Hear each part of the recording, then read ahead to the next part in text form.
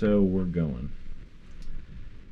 Alright, thanks for tuning into the channel, guys. We're going to do something a little bit different today. Instead of doing edited videos, we're just going to freeball it, podcast style, with my friend Gavin Miles over here. Hi.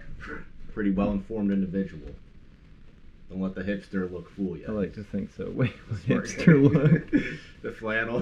Maybe I'm self-projecting because that's my outfit at all times as well. Could be. You need the beard, too. I can't grow the beard, and I know it, so I'm clean-shaven. What about a little mustache, like a porn stash? I think maybe you've been on my Instagram and you've seen my, Ron Jeremy days with my mustache. Yeah, you need to bring that back. That's cool.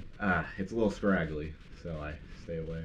So today we're going to talk about Elon Musk, how I find him to be a figure that I don't fully trust due to several reasons I brought up to Gavin. How is it that, I understand if someone is like a go-getter, they can get a lot accomplished in an 80-hour work week, but this guy, he literally runs 8 different companies. So he started a company called PayPal. Back in the day, he was a coder. Using the money he got from selling PayPal, it was $165 million, him and his brother went and they started SpaceX. Okay, SpaceX, from being a coder. Coders are smart, but that's a completely different expertise as opposed to rocket science. Mm-hmm. Elon Musk, when he's asked in interviews how did he go from coding to rocket science, he said, well, I simply opened a book and I taught myself through strength and grit how to build rockets. So then, after that, he starts to compete with companies like NASA, like Lockheed Martin, like Boeing, like billion-dollar companies with hundreds of holding companies underneath them and tens of thousands of employees nationwide. And he goes up against these giants, and he wins contracts to launch his rockets up into space. And again, just from being a coder and having $165 million, which is penance, it's nothing. And NASA, for example, gets $52 million basically a day. And he used that money to start his own company, and he's blowing these military-industrial complex businesses out of the water. Okay, does anyone find that a little bit odd?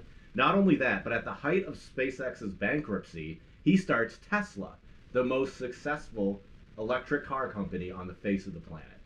Not only that, but then he starts Solar City, the second most successful solar panel company on the face of the planet. You know, hard work and grit only gets you so far until you go into the realm of impossibilities, which Elon Musk, he surpassed that a long time ago. I'm saying I like him personally in interviews. I find him to be a very likable guy, And you which can't, is why he could be a dislike front his guy. Twitter either. What? You can't dislike his Twitter either. His Twitter No, feed. yeah, and then he has the time to post dank memes all the time. He has a Harambe rap video, and for those of you who haven't listened to the Harambe rap video, he doesn't rap on it. I'm not even sure what he did with it. I don't even know if he produced it because all these other artists helped to collaborate, create that video. And I feel like that music video really encompasses Elon Musk as a whole. In that music video, he did nothing for it, but he slapped his name on it. And that's what made the video go instantly viral in about one day. And it encompasses Elon Musk as a whole. He is someone who puts his name on things, and he doesn't actually create these products. So he's a living brand. He is a living brand, basically. He's the world's most successful influencer, pretty much. Yeah, this is the Harambe rap.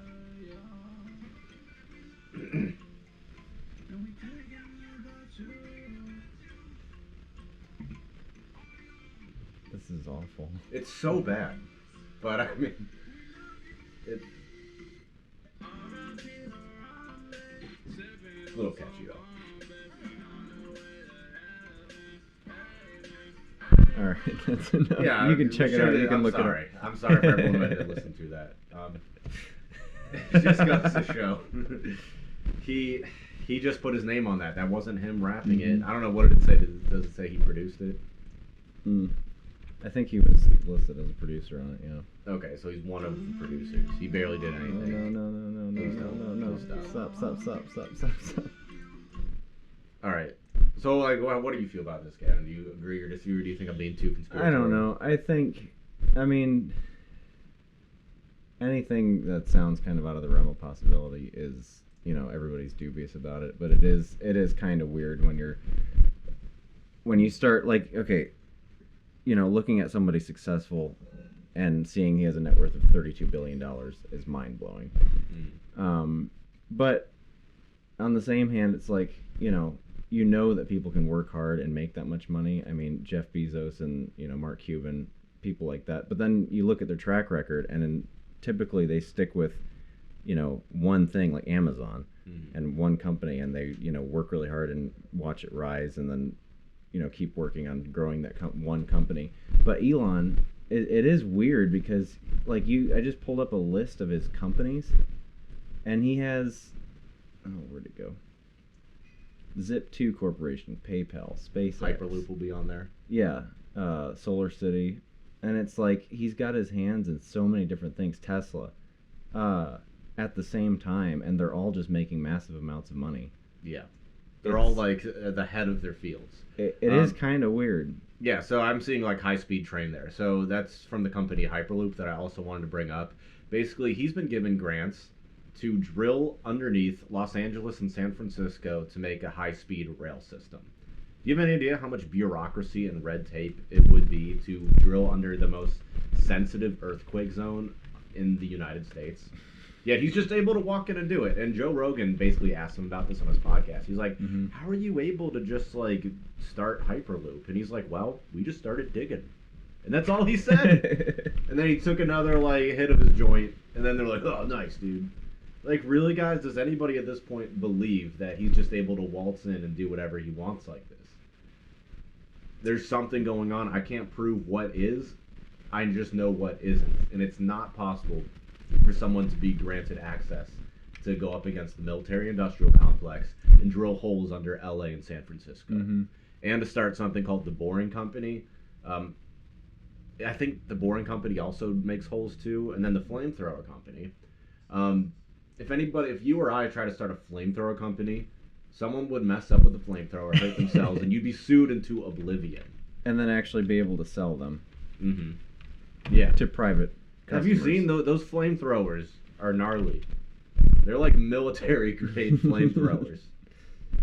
Sales of the Boring Company's flamethrower, which seemed to start as a throwaway line to help the company sell hats, have already topped 7,000 units. And that was back in January 29th of 2018, so about 2 years ago. Yeah. And he's got that. Means he's making $3.5 million off of those flamethrowers. Saw that picture of his wife Grimes shooting the flamethrower. That's crazy. Yeah, DC has given Elon Musk a permit to do a little digging for the Hyperloop right here. Yeah. Oh, yeah. Everybody just lets him do whatever he wants. He's a special boy. He's a special boy. But what gave him that special status? What is your the backstory that you think led up to him being able to get all this special? I mean, we can only speculate at this point. He could have went under the wing of some organization that said, hey, we need to get this and this done, but we want, for security purposes, to have a front man to allow us to do these things without people questioning us. And, he makes a very lovable front man, posting, like, Rick and Morty memes all the time. Harambe music. Everything he does is real, like, cutesy. Like, he launches, like, a Tesla into space with a little astronaut figure in it. Like, people love him. And he's a likable guy. So I feel like if you're looking at a likable guy at the head of a company, you're going to be less likely to go up against that company. It's the same reason why, like, Pepsi Cola and Oreo have rainbow flags in their logos. Because they want to, like, gain the trust of the public. That's why Goldman Sachs, they said the other day that they're no longer going to, like, give money or do business with boards that don't have any women. Yeah. Which is absurd. It's like, obviously, it's a virtue signal. Yeah. And then, I saw that on my LinkedIn the other day, and some girl commented. She's like, why is everybody saying this is a PR stunt? And I just commented back to her. I'm like, you're right, Avery. Oreo and Pepsi Cola care about human rights. McDonald's cares about babies. Always assume corporations care about you. And I said that to her. And it's like, why are people naive enough to believe when they see a rainbow flag being toted by, like, Coca-Cola that they give a shit? They're making money. Like, how? That's like 101 basics. How do people fall for it? Listen to this. Cult of Elon Musk predicts Tesla CEO will turn the world's first trillionaire. No financially sound way for Musk to become a trillionaire without the help of Ponzi economics. As Tesla breaks the $100 billion market cap level, fanatics believe Elon Musk will become the world's first trillionaire. But the numbers just don't add up, and Tesla still hasn't made money in the last 12 years. That is such a load of shit. If they're like the first trillionaire, there are people out there who are trillionaires. Look at this. With assets. Because they, like the royal family, they're trillionaires. They have assets. They have the most like luxurious castles all over the world. But the fact that Tesla still hasn't made money and it's been running for 12 years, Tesla net income millions.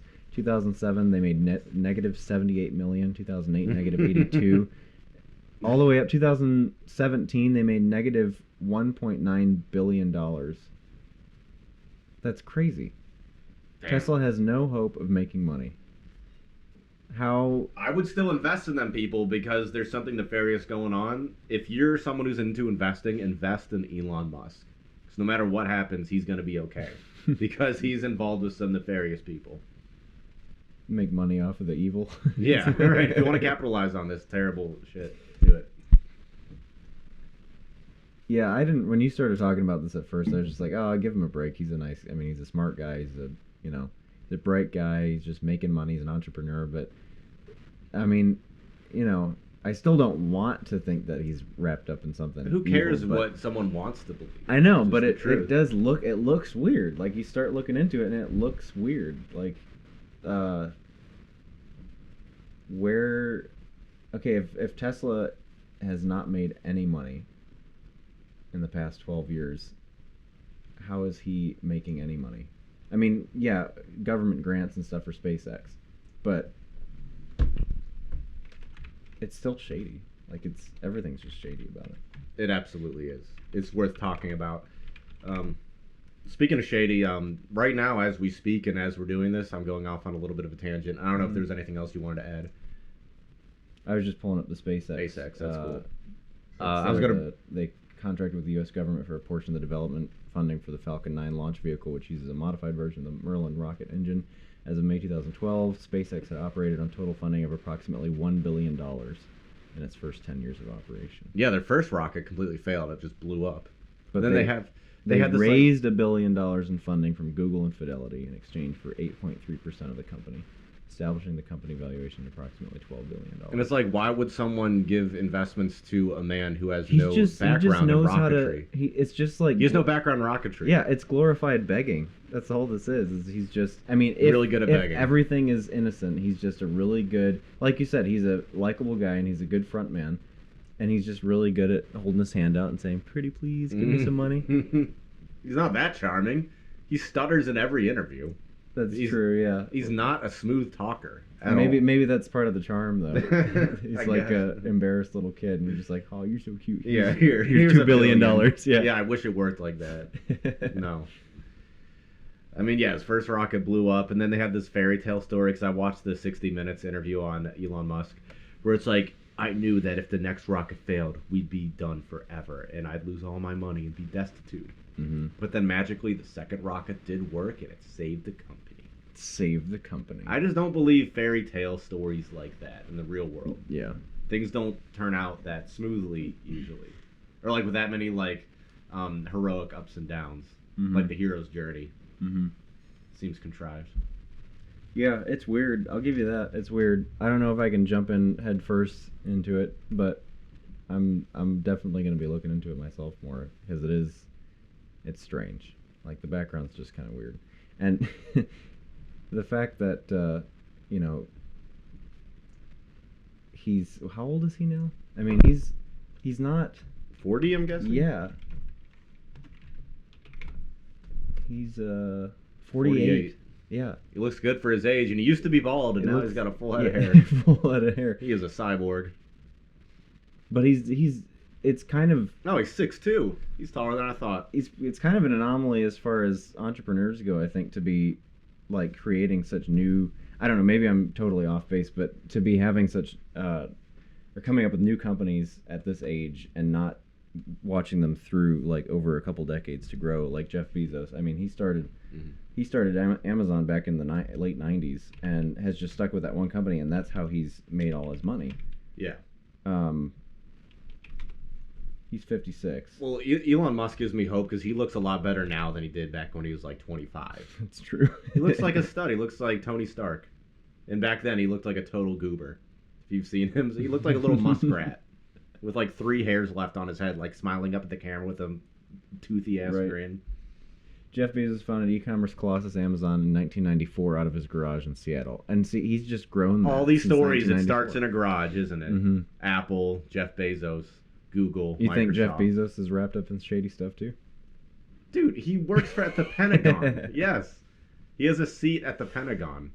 And then he bought the Wall Street Journal. Uh-huh. And the Wall Street Journal is not allowed to write hit pieces against Amazon because Jeff Bezos is their daddy. Mm-hmm.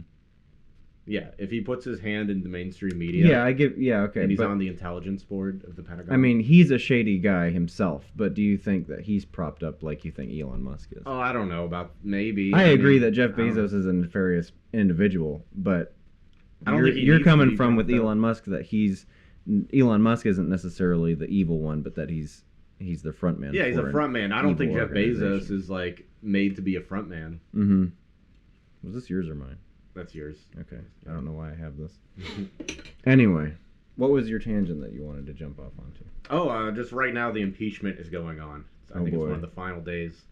What's so funny about that is, that should be the most historic moment in the United States history, getting impeached. But CBS canceled impeachment because nobody's watching it. Mm-hmm. And they returned to regularly scheduled programming. Because it's a total circus. I mean, what does the world become? People thought that Donald Trump was going to turn the mainstream media and politics into a reality TV show. He just came in and did his thing. It was the left party that actually turned it into a TV show and a circus.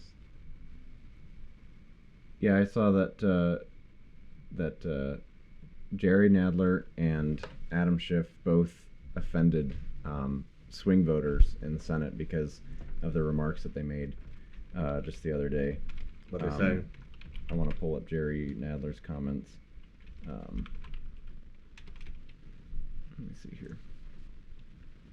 Key moderate Republicans offended and stunned after Nadler accuses the senators of a cover-up. Yep, they're pulling all the stops.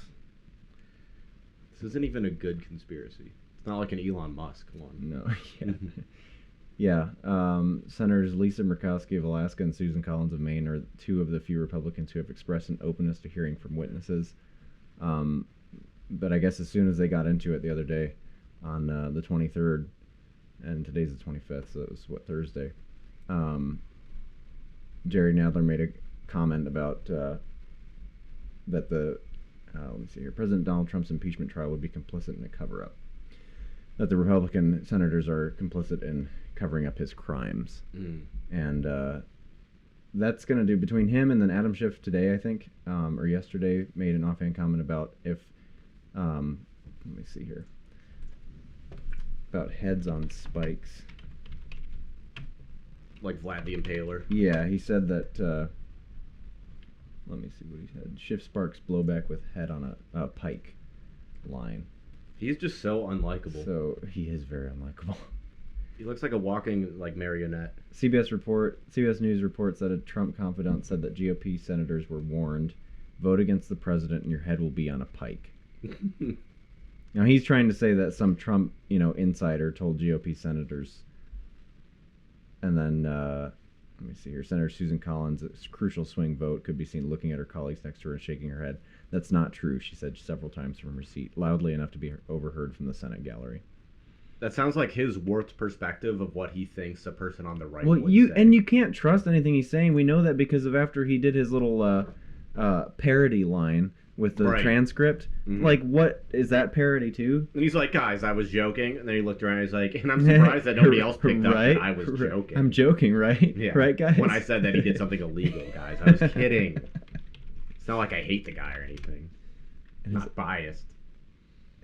I saw the other day somebody said, why does Adam Schiff always look like he's getting a blowjob under the desk and trying not to grunt? Right. This looks like he's putting a hex on me.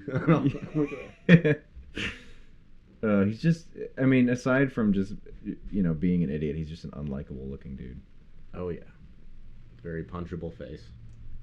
Oh, well, he looked better when he had more hair, though. He's just been repeating the same talking points over and over again. Even people who are sympathetic to him are like, all right, man, that's enough. Like, I'm sick of hearing you. I don't know. I'm just, And what's... Sorry to cut you off, but what's so funny, too, are, like, Bernie Sanders fans. They're not happy with impeachment because that's taking Bernie Sanders off the campaign trail. Because he's a part of the Senate. He's forced to go to these Senate hearings again and again when he could be on the trail during the most crucial point in the election, arguably. So Joe Biden, that's one of the reasons why he was pushing for impeachment. It's a 4D chess move. He knows Bernie Sanders, his number one rival, will be out of the race for all that time. So Bernie Sanders supporters should not be supporting impeachment because there goes a lot of votes for your candidate. I was trying to see something the other day. I don't know how this works for sure, but somebody said that the presidential candidates in the Senate shouldn't have any role in this impeachment because they'd be automatically biased because they're running against Trump. I mean, they're going to be biased. Are they allowed to vote? They need to have all the senators there. And the Republicans are leading the Senate. It's 53-47 right now. And so that just goes to show they did not think ahead. They obviously weren't going to win this. But it's like Bernie allowed to vote in impeachment? Part of the Senate. Bernie Sanders reportedly nods off during he impeachment. doesn't want to be there. Did you see the video? Asleep. Did you see the video the other day of Chuck Schumer talking to an invisible man? Yes, I sent that to you. He went over Chuck Schumer. This video is insane. He goes over to a chair, tells an invisible figure to leave, and then sits down. And I looked at the people around him to see if there was anyone he was like joking to, but nobody was in on the joke. Well, I was trying to figure out. Here's the original from ABC. Let's pull this up.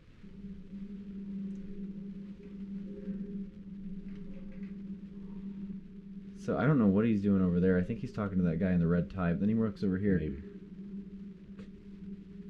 He just motion. This woman back here. Yeah, she's looking so around, confused, and I'm trying to figure out. So you know how he always wears his glasses down like this? Yeah. At first, I was thinking, I gave him the benefit of the doubt and was like, okay, so maybe he's talking to her, and he's just like looking down with his glasses like this, and he's just like, but what would he be saying to her? Like, can I sit here and you'll be able to see? And then he sits like way down like this. You can tell he was really embarrassed when he sat down. Yeah, I can't tell what's going on. And he was like grabbing this woman at first here. Oh yeah. And then she moves she forward. felt so uncomfortable. Yeah. It's just a weird. And look, she just looks around like. Well, I mean, it kind of fits with my gut feeling that a lot of these people are like soulless golems, and they probably hallucinate all the time in the modern world, but then they hide it on camera. Mm-hmm. And I think that he just like sees things in his life that he's not sure are real or not because he's just given up his soul so long ago. Because like the average person, if you like give them new information, they have the ability to change their mind. But a lot of these people in Congress, like they're just so stuck in their ways where they're no longer like a free-willed individual. They've let go of their free will and they're not able to like see other viewpoints. So how much of that do you think is a spiritual side, and how much of it did you think is just a straight up drug induced? Or do you think it's literally just he just doesn't care anymore? You think he just I think you do give up a little bit of your spirit if you've just like pigeonholed yourself into like a frame of thinking. I don't know, like a lot of these like congressmen have done. So you personally, as far as spiritually, do you believe that there is a spiritual realm? Like Alex Jones will go into stuff about, the interdimensional aliens, and not just the interdimensional aliens, but literal demons influencing people like that. What is where do you stand on stuff like that? I mean, I think that there is a spiritual realm, and I didn't always believe that, but back in the day, I did a Ouija board, and I was completely skeptical, but then to my surprise, it completely worked. Like, for example, it's not something that I would repeat today, probably. Yeah. But, I was in a group with maybe 5 other people, and the board said that there was, like, 7 other spirits next to us, but there were 2 of them that were evil. And then I was the guy who was like, well, let me talk to the evil spirit. And then it's like, no. And then I'm like, let me talk to it. And then the board went crazy grabbed our hands with a physical force that I could feel, and it wrote out, "I'm trying to protect you." And ever since that day, I started to believe in a spirit world. Yeah. How old were you when that happened? I was my freshman year of college, so 18 and 19. So just 10 years ago? Yeah. Wow. That's crazy. How many people were you with? Like 5. So that's what did it, and you were like, okay, this stuff's real. Yeah. So do you think that the spiritual realm has an influence in government like this? Like, wow. Chuck Schumer. Like over Chuck Schumer. Well, I mean, we've seen in the past that Hillary Clinton is into this kind of stuff because of her affiliation with, like, witch groups. Like, always are supporting her a lot. Just in Hollywood in general, which Hillary Clinton does dabble in that realm. They're friends with people like Marina Abramovic, which is Lady Gaga, Jay-Z, and Beyonce's best friend, who is a professional occultist who does do spiritual rituals.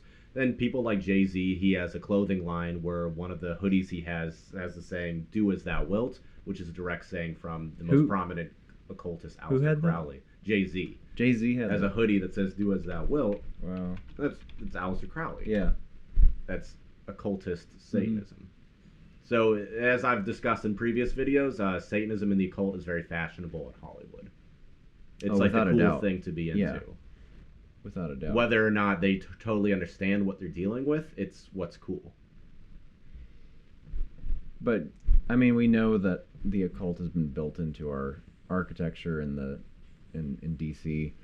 And, you know, if you start digging into, like, Benjamin Franklin is, like, one of the most classic examples of somebody who was wrapped up in the occult back in the day. We always talk about our founding fathers being these, like, admirable Christian men. Mm-hmm. They definitely were not. They were deists at the best. But a lot of them, Benjamin Franklin, to my knowledge, was wrapped up in a lot of satanic practices and rituals. But do you think present day that our politicians are still engaged in secret rituals and well, I mean, I wouldn't practices? Paint a broad brush and say all of them. I don't think that there's really anyone in Congress who is into the occult. I think they're pretty ignorant on those matters. I think they don't care. Yeah, I agree. But I think that some individuals would be. I mean, look at Jeffrey Epstein's, like, weird-looking occultic temple he had on his island and all the politicians that would go to visit him. I think they're aware of it. I think that they understand that people in the high-tier parts of society are into the occult. Like, they at least know that there's power connected to it. Like the Rothschilds, there's that famous picture of one of the Rothschilds wearing a Baphomet necklace. Really? Yeah. Look up Rothschild Baphomet necklace. Oh, wow. Yeah, not to mention they're like bougie parties where they have pagan mass on. I was referring to, I just saw this one, right? This picture right here. Which one? Right down there. Wow. Yeah. That's no joke. And not to mention, so Queen Elizabeth, her mother was like a very well-known occultist. Like, it's always, you see it like in the Russian royal family, like with Rasputin. He was like a witch doctor occultist. It's like fashionable also for like people in royal families to be into this kind of stuff. Plus, that was during the Victorian era, too, which was the rise of Ouija boards and psychics and all that, where it was a lot more popular back then, too. Whoa. Oh, yeah, and then this was a surrealist party hosted at the Rothschild Mansion. There's Salvador Dali there, the guest of honor. He was weird. So, yeah, they're into all types of seedy behavior. Wow. I believe that's the Rothschild Mansion from Eyes Wide Shut, too. And that's right, they had this ball. This is crazy. Yeah, that wouldn't even feel comfortable just standing there and like being. Yeah, these masks just actually look uncomfortable. They're so long. They look heavy. Like she has a bird cage on her freaking head. But if I was just standing in there and, you know, as part of the party, I'd be like, what am I doing here? I need to get out of here. It's like, can you imagine just looking around and then seeing this? Right. It's like you feel like you're part of some weird cult or something. Right. And where would Stanley Kubrick get the idea for his movie An Eyes Wide Shut? It didn't just come out of his imagination. He was pulling from real life. Wow. Yeah. That's crazy. So yeah, the stuff is very real, whether or not someone believes in it or not. Mm-hmm. And yeah, Jay-Z, I mean, I can't stress it enough how close he is with Marina Abramovic, who is someone that does something called spirit cooking, where she mixes menstrual blood and human feces together as a paint and uses it to paint with on the walls. And she talks about how sometimes her art is just simply art, and sometimes she does it for magical purposes. It just depends on what she's doing. And yeah, Well, spirit an email cooking was actually Abramovich found in the invited Clinton emails. Podesta's brother John, now Hillary Clinton's campaign Yeah, you manager, can just- to join them in a spirit cooking dinner. And I remember seeing that because that was around the time of the 2016 election. A lot of that stuff. Yeah, about when the Podesta emails came out. Yeah, when the emails were leaked, Hillary Mhm. Clinton's emails, it showed Marina Abramovic reaching out to Tony Podesta, which was Hillary Clinton's campaign advisor, saying, "I can't wait for our spirit cooking dinner." Mhm. And you can look up what spirit cooking is. It can either be art or it can actually be a real magical practice where they mix human fluids together and they do incantations and do drawings. Yeah. Of course, the Washington Post is disputing it, but There's nothing to dispute. It's right there, yeah, it clear was, as I day. mean, we had the emails. Marina Abramovic inviting John and his brother Tony Podesta. Regardless of whether he went or not, he was still invited. And Yeah. you don't get invited to something like that unless you have connections Yeah. or ties to somebody. And Tony Podesta is John Podesta's brother. Again, John Podesta is the campaign advisor of Hillary Clinton. Tony Podesta is one of the top lobbyists in Washington, D.C. Mhm. And lobbyists hold so much power in D.C. WikiLeaks, Podesta invited to spirit dinner, hosts known recipes, demand breast milk and sperm. Mm-hmm.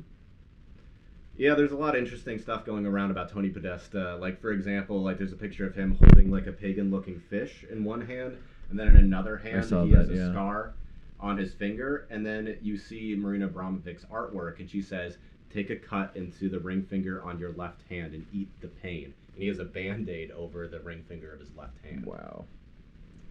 I remember the eat the pain thing. I want to pull that up because Which alone wouldn't be suspicious one with of the her- fact that Marina Abramovic is inviting Tony Podesta to Right. take in spirit cooking dinners. here you go. This With a is sharp spirit knife, cooking. Cut In deeply spirit into the middle cooking- finger of your left hand. Yeah, in Eat spirit the pain. cooking, you stab your finger, so blood comes out. Then he had a cut on his left finger. Ring finger. Or middle finger, sorry, whatever it was. Here you go. This is what you're talking about. Oh yeah, check it out. Middle finger. Why are his fingers so scarred? Left hand Band-Aid, middle finger, right there. Yeah. Wow, Look at that grin. that's pretty crazy. Creepy dude. See, another creepy person who you wouldn't oh, there's Lady Gaga. You know, she's into all this kind of stuff. She actually went on a talk show. She's like, "I swear to Lucifer, if I get this happening to me again, blah, blah." She, like, swears to Lucifer. Like, she's really into the occult. Like, best friends with Marina Abramovic. What was I going to say? Oh, yeah, another, like, shady Hollywood figure that you wouldn't think is weird is actually... Oh, I didn't know Paul Joseph Watson did a spirit cooking video. Yeah, it looks like he did. Hillary tied to interesting. bizarre cult spirit. cooking. Another weird Hollywood figure actually is Tom Hanks. If you go on his Instagram Oh feed, my gosh, his Instagram is the creepiest thing in the so world. weird. And you know, another thing against Tom Hanks is when Ricky Gervais did that scathing review of Hollywood at the Golden Globes. Yeah. They panned to Tom Hanks' face, and no one in that crowd was more upset than Tom Yeah, Hanks. he was furious. for Ricky Gervais calling out Hollywood pedophilia. Well, look at this. This I haven't been on here in a while. But why is he? That's obviously a statue of a woman, and he has his hand right about the navel area right there. I mean, yeah, there's way. But no, the creepier creepy things. stuff was the shoe post that he would be Yeah. posting over Yeah. and over. It looks like he's Oh yeah, the glove. He's the into glove a was glove weird. thing now. Look at that glove one. Click on that. This one of them. Like, why? That's all he posted. My car, yes, but I ran over no one. And somebody said, Like- that's a lot of victims you got there, partner. My car, and he shoots just like the side of it, the tire, and then a dirty sock. Christmas is over. Put away the stockings. All these gloves and socks. The glove that made Milwaukee famous. And then the FBI has released that, you know, pedophiles will speak to each other in code on social media platforms. Found at the bottom of the sea. One girl's Oh my God. shoe To to claim called one Neptune. Neptune 4466. That doesn't mean anything to anyone. But why N and E? Yeah, are both N E is capitalized. capitalized. Look at this. This is Oh, that's a little boy. that is a little boy in drag. Joseph Luca Solari Peters. Bosom buddies forever. He said bosom buddies with a close up of a little child dressed in drag. So this looks like it's album art for a friend of his. Let's open up the Spotify link. I mean, that guy looks like... Isn't that like Desmond is Amazing? Like that little kid who does drag? I don't think that's him, but... Let's see what this is. A child with a nose like you and eyes like me. A house with a door unlocked. Okay, so this guy just started the song with little child. What do you say? Little Nose child, like you and then and started eyes like sexually me. describing what the child looks like. Yeah, that's kind of weird. Yeah, if you go back on his Instagram, he has lots of posts of little, like, girls' shoes that he finds. Little girl's shoes. Hope the Another socks stay victim, put. question mark, someone says. This is one of the creepiest Instagram accounts I've ever seen, honestly, and he's one of the most famous people in the world. Yep. That girl hopping around the park on one foot, here's why. Hanks. What? Little flip-flop. And most of them are, like, little girls' articles. What's funny is so many people are calling him out on his Instagram. We're like, he has to know about all this. Kick off your shoes and dance. Done. Hanks. Yeah, it's Look at it's all cringy, this. but it's creepy too at the same time. Like, nice guy, but I ask no questions. Okay, that's weird. Yeah, I don't know. Whatever, It's weird. I mean, it's not. You can skew anything to be evil, but you can't deny that it still gives you weird vibes. Like, Yeah. looking at. And this is fine on its Old own, but I guy's just felt like account his like face this. spoke 1,000 words during Ricky Gervais's Golden Globes speech. Mm-hmm. I'm gonna take a quick bathroom break. I've been drinking a lot of coffee. Yeah, that's I'm funny. gonna pause this. All right, so basically we agree Tom Hanks is a total creep. He He is actually a creep. grew up in Lakewood, the city that I live in right now. I know What? his exact apartment. He didn't grow up in Lakewood, but he moved there for a spell. He was there for like a year or two. He used to perform at like the Art Center in Lakewood. Look it up, Lakewood, Ohio. Wow, back home in Lakewood. There it is. Yep. Yeah, I live right down the street from where he used to live. Huh. What's wonder your if he address? was a pedophile back then too. What? What's your address? Yeah. Yeah, sure. Type it in. Look, there's a pacifier in this picture. I just now noticed that. I didn't see that before. Let this be the final lost pacifier of 2019. Ew. Like, All right. why? Well, whatever. That's Either way, I mean, actually, I got hip to Tom Hanks being a creep from a YouTube channel, Liz Crokin. somebody Who- said. Was this before or after you had the kid abducted and shipped to an island? Right, to Little St. James. Yikes. Well, anyway. Yeah, Liz Crokin talks about Tom Hanks being a creep, and she is the most shadow banned person I've ever seen. Just from like talking about things like pedogate, she's become completely shadow banned. Like she doesn't like go outside of that topic. She was like a mainstream media reporter too, so she has a lot of connections. Yeah, she worked on Red Eye with Fox. Yeah. It's interesting.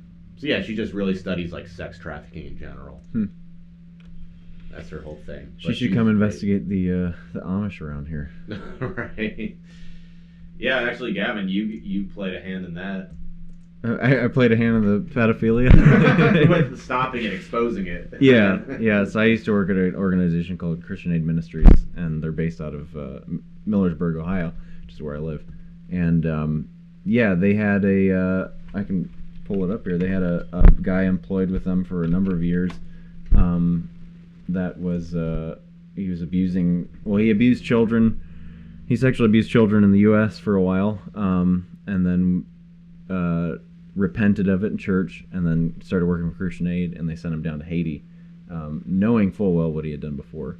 But since he had, was in good standing with his church, they let it slide and sent him down there.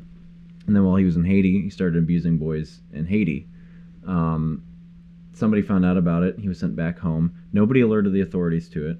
And then back in the U.S., after coming forward and, making things right with the church again, he was sent back down for a second time and was abusing boys up until he was caught again back almost a year ago now, last March. Or May. So, he had done all that stuff. There was a blog author by the name of Trudy Metzger in Canada. She was sexually abused growing up Mennonite in Canada. And she has made it her life's mission now to expose sexual abuse in the Mennonite and Amish communities. So she found out about this. Somebody had tipped her off, so she actually took a trip to Haiti and started interviewing a lot of the victims and victims' families in Haiti, and wrote a long blog post exposing everything that was going on, and that started making rounds in the area around here, because it's really hard to, it's easy to spread news around here verbally, but for an internet post in Amish country to take off like the way hers did, it was getting around, but it still wasn't really, getting around the way it should be. So my brother-in-law, who was working at CAM at the time, CAM, C-A-M, Christian Aid Ministries, I showed him what was going on. I showed him the article, and he was like, "This is crazy. We need to do something about this. Everybody at CAM, like, we have people working there for 20 years that don't know what's going on." We decided we're going to do something about it. And so, he was working there. CAM's policy was that, if you're with an employee, you're allowed on the premises. They have, family gatherings in the kitchen, in the basement, on the weekends. Employees commonly bring their wives, friends, into the office after so hours you went and into that stuff. establishment outside of business hours. Right. I'm just prefacing because there's a lot of, some people might think, well, isn't that illegal? But the policy of the office was, All right, yeah, so you were in your right to go in there. Yeah, exactly. And then you went on the computer So, and you sent out an yeah, email I was basically along for the ride. My brother-in-law went in there after hours. We just, the email or the website was public internet information. We copied the article, pasted it in an email, and then sent it to everyone at the company. Yeah, pretty Hundreds much of everybody people. in that location. They have, they're worldwide organization, so there's like a couple thousand people worldwide, but we sent it to about 600 email addresses, which is a lot. Yeah, it was all the stateside and Canada staff. Very next day, CAM issued a statement. They were scrambling, had a lot of questions coming up, and trying to answer. And a lot of people thanked us for what we did, because they were like, we had no idea this was going on. Nobody was talking to us. But after that, they cracked down on my brother-in-law was working in IT. When they found out that he was involved, they stripped away all of his security access and blocked him from the server, so he could barely work anymore. And they downgraded his pay to the point that he just had to quit. And then word got back to they contacted my boss at the marketing company I was working at, who they helped Christian Aid with their marketing. They did their website and stuff like that. And then I was fired right after that for doing that. And then we still don't regret it. I mean, we were basically both fired for what we did. It was worth it, because people needed to know what was going on. Yeah, So- this person worked for CAM. He was like... For years, yeah. He was living in Haiti on the CAM base for... And what does CAM do again? Well, in Haiti, they were like an aid organization, humanitarian Building aid. houses. They were building houses, wells, like water wells, solar projects, stuff like that. Yeah. So it was all, humanitarian philanthropy based. Yeah. Yeah. You see that again in the Catholic Church, where a priest will repent about what he did, so then the Catholic Church just brings him to another school. That's exactly what And happened the here. cycle goes again and again. Yeah. And I didn't think that happened outside the Catholic Church. I guess it happens with Amish people, too. Yeah, it's crazy. Well, with the Amish around here, it's like you have a lot of grandfather-child situations going on. And most of the time it's localized within the community, and a lot of them will not reach out to the authorities, the proper authorities, because they don't want the community to be affected, and it's just kind of an ingrained policy in their minds to just not reach outside of the community, bringing in the worldly influence in to do the right thing. So yeah, it's pretty disgusting. He was doing that for years. I think he was working there from 2000. I don't remember what it was. It was a long time, because it was, well, at least the second term was, I think, from 2008 to now. Or maybe that was his full term. I can't remember. It was about, I think it was over 10 years that this was all going on. And it was crazy because, they're building houses and doing all this stuff down in Haiti. And he's comes out later, as she was doing more research and interviewing more and more people, that he was blackmailing them with or at least bribing them to keep quiet, and saying, if you don't tell me. He was bribing them with food and saying, you have to let me do this and this to you if you want to eat, because he was working in an orphanage, and so he was withholding food and stuff from them. And then he was, after he would abuse these children when they get older. He would actually keep them quiet by offering to, I think he built them houses in a couple instances.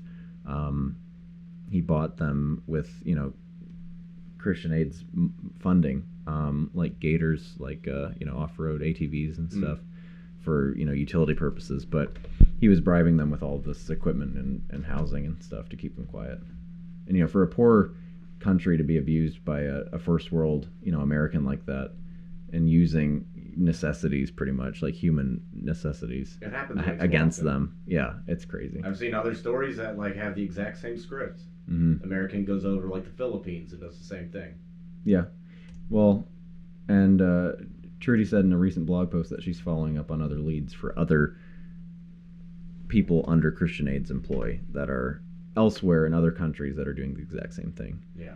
And, I spent 5 years at Christian Aid, and it's something that I'm really not proud of anymore, because all this stuff was going on and nobody knew about it until after I had left.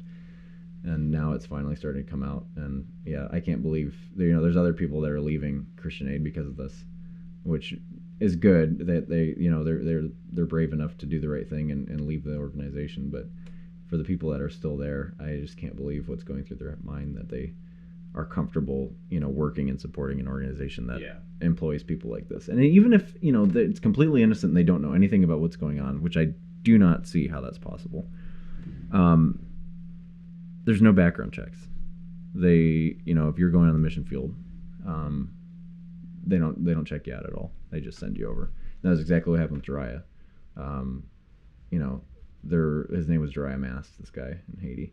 There was all this stuff in the community that they knew, that his church, organization and family members knew about, that he was doing in the past. But when it came to Christian Aid, they didn't do any research on this and, follow up with friends and family about his background. So it's crazy. Haiti's been through enough. Like after the earthquakes that happened in Haiti, like it was common knowledge among And then the after people the living there Clintons that screwed him over after they. Yeah, it was common knowledge amongst the Haitian people that people would maybe try to steal your kids into sex slavery. Mm-hmm. And there was that whole story about like that one woman who worked for the Clintons who like gathered 12 Haitian children to take across the border. And when she was, of course, captured, she said that those kids had no parents, but then they found out all those kids had parents and they were missing children. Mm-hmm. So they put her in jail. And then Bill Clinton personally went to Haiti to pardon this woman. Very odd, very strange. She was working for him. And then, yeah. And the Clintons were just incompetent in general when it came to like divvying out the Haitian aid. Like people in Haiti, if you go there, they hate the Clintons even more than like rural Americans hate the Clintons. No group of people on this earth hates them more than Haitians. Yeah. Because the Clintons had the Clinton Foundation and did not at all give them the money or the aid they needed. They just don't know what happened to it. Yeah, they just made a ton of money. They made a ton of money, and they like overpaid these contractors who got these contracts to work in Haiti, because those contractors were people that endorsed the Clintons during their campaign. So it's like they were just paying off these people, and these contractors did a terrible job in the region. That was my understanding of the story. This BBC article touches exactly on what you're talking about. I mean, yeah, it says the Clintons took over things after the earthquake, didn't do a good job. Haitian activists accuse the Clintons of being thieves. Yeah.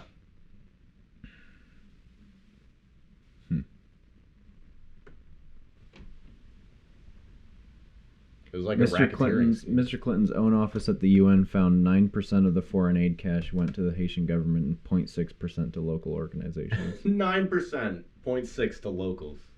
Let me see here.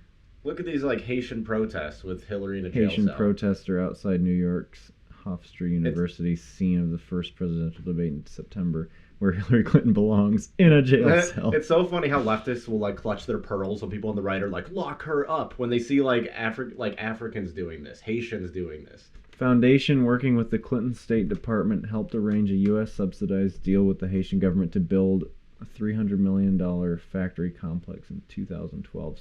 Several hundred farmers were evicted from their land to make way for the 600-acre manufacturing site, which produces clothes for retailers such as Old Navy, Walmart, and Target. Wow. American corporations coming in and kicking out Haitian farmers. Farming is huge down there. I mean, they need to be farming because it's so hard down there for them to make their own food that they have to import. That sounds like modern day colonialism, where like Old Navy and Walmart go down there and they divvy up land and take it away from the people. That's happening in Haiti.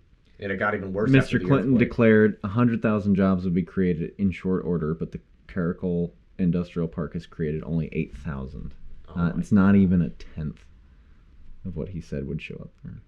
Yep. The Clintons helped to devastate that region even further. They're poor enough. But they made a pact with Satan, so I guess they're reaping what they sowed with that. Well, they learned.